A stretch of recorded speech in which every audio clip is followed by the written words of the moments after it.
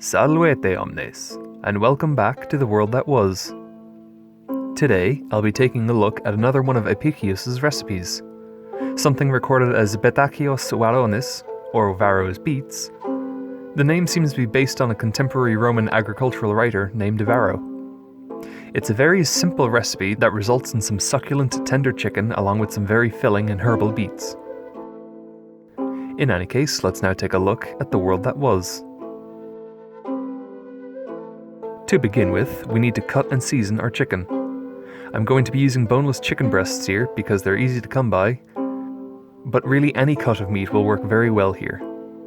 In any case, begin preparation by cutting your meat into bite-sized pieces, or into roughly similarly sized chunks.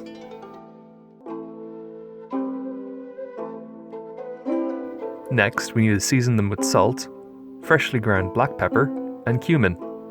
Although cumin was not explicitly included in the original recipe, it's not unlikely that it was used in the ancient kitchens of Rome, as it was a staple in the cuisine of the late Roman Republic and later the Empire. Season your chicken liberally and leave it aside for a moment.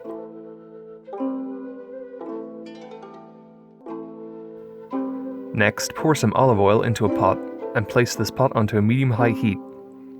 When your oil starts to shimmer, place your cut and seasoned chicken chunks into it. Turn the pieces around so the exterior is cooked on every side and they're no longer pink. If you're not too confident with this, you can of course cook them entirely, but it's up to you.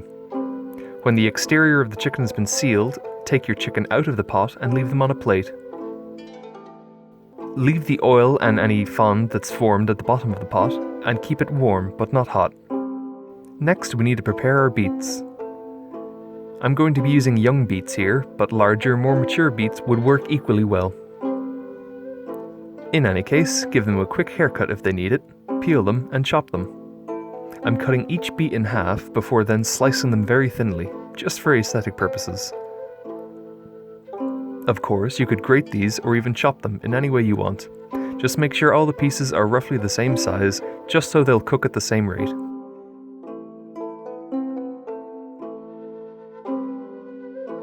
Now we need to make our stew stock. Do this by pouring your white wine into your pot with the oil and fond, along with a generous squeeze of honey. The translation of this recipe calls for something called honey wine.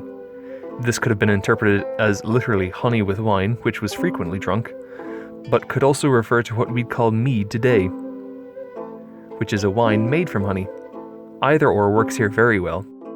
Pour in 500 milliliters of water on top of this and stir everything together with a whisk.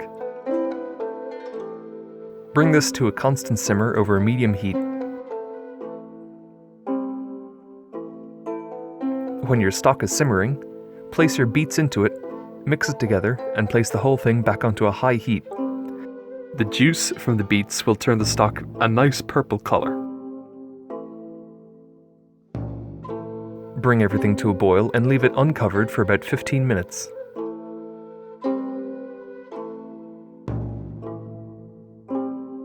When it's at a rolling boil, place your chicken back into the pot along with any accumulated juices left on the plate.